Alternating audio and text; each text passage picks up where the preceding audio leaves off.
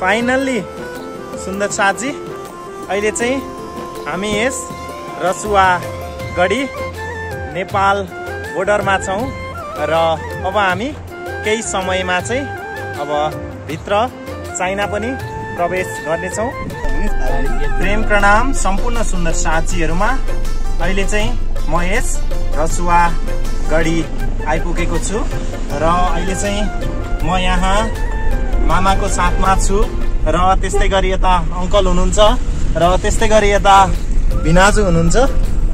अहिले चाहिँ एकदमै हामीले भरपुर आनन्द लिइरहेका छौं। हामी चाहिँ अहिले घुम्ने क्रममा चाहिँ हामीले यहाँ भेट भएका छौं। एकदमै सुन्दर साथी हजुरहरुले यता दुध कुण्ड खोला पनि देख्न सक्नुहुन्छ। दुध कुण्डबाट आएको खोला यही पुलमा रहेको छ दुध कुण्ड खोला र एकदमै अब हाम्रो यता आमा चाहिँ उता हुनुहुन्छ। अब आमा यतापट्टिबाट आउनु त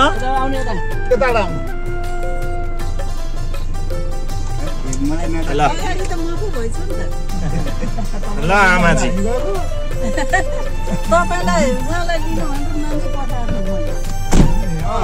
धन्यवाद एकदमै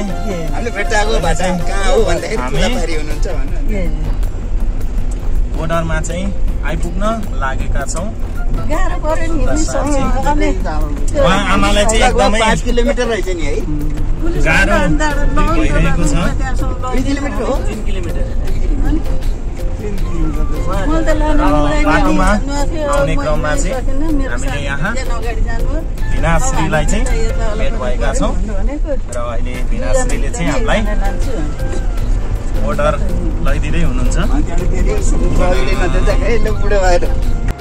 फाइनल्ली सुन्दर साथजी अहिले चाहिँ हामी यस रसुवा गढी नेपाल बोर्डरमा छौँ र अब हामी केही समयमा चाहिँ अब भित्र चाइना पनि प्रवेश गर्नेछौँ र हामीलाई चाहिँ अहिले सरहरूले एकछिन वेट गर्नुहोस् भनेर भन्नु भइरहेको छ।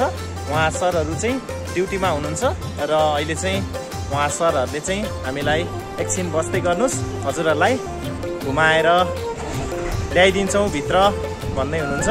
म चाहिँ यस बोर्डरको भरपुर आनन्द लिइरहेको छु र त्यस्तै गरी मेरो साथमा यता मामाजी पनि हुनुहुन्छ, त्यस्तै गरी यता अंकल पनि हुनुहुन्छ, एकदमै आमा पनि हुनुहुन्छ।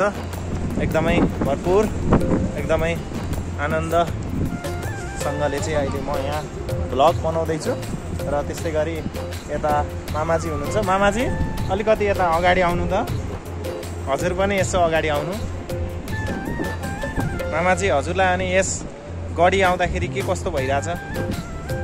धेरै आनन्द लागेको छ हजुर। अब नेपालको परिवेश हेरेर चाइनाको त धेरै राम्रो उच्चस्तरीय चाहिँ पनौटहरू बनिराखेको रहेछ। नेपालको यस्तै कुनै दिन हुनुपर्छ भनेर भन्ने एउटा आशा राखेर बसेको छु। नेपाल र चाइनामा धेरै अब विकासको क्रममा धेरै अगाडि चाइना छ भने हामी धेरै पछाडि रहेछौँ, हामी धेरै कमजोर रहेछौँ। अब हिम्मत हार्न हुँदैन। हस् धन्यवाद मामा। अङ्कललाई पनि यसो अगाडि बोलाइदिनु होला। अङ्कलजी थोरै अगाडि आउनु होला। एकदमै हजुरलाई चाहिँ के कस्तो अनुभव भइरहेको छ यस ठाउँमा आउँदाखेरि? राम्रो अनुभव भइरहेको छ। थोरै यता अगाडि देखा पर्नु होला, धेरै नहल्लिनु। हजुरहरूले यता देख्न सक्नुहुन्छ। हजुरहरू पनि आउन मन लाग्यो भने पक्कै पनि आउन सक्नुहुन्छ यस ठाउँमा र एकदमै आनन्द लिन सक्नुहुन्छ। आमा चाहिँ उता बसिरहनु भएको छ। आउनुहोस् तपाईँ र म चाहिँ अलिकति अगाडि जाउँ, त्यहाँ हाम्रो नेपालको बोर्डरसम्म जाउँ। अहिले उहाँ पुलिस सरहरूले चाहिँ हामीलाई अहिले भित्र पनि लैदिनु हुनेछ। अहिले हामी चाहिँ त्यो भित्र गेटबाट चाहिँ उता लागिसकेपछि चाहिँ चाइना रहेको छ। हजुरहरू को आउनु भयो त यस भिडियो मार्फत चाहिँ भन्नु होला है। आउनु भएको छ भनेदेखि म आएको थिएँ भन्नु होला। आउनु भएको छैन भने पक्कै पनि आउनु होला। हजुरलाई घुमाउने जिम्मा मेरो रहनेछ। प्रणाम सुन्दर साथजी। हजुरहरूलाई चाहिँ हामीले अब भित्रको पनि अब एकछिनमा देखाउने छौँ। बोलिए श्री कृष्ण कन्हैया लाल की जय, रसुवा गढी की जय। प्रणाम।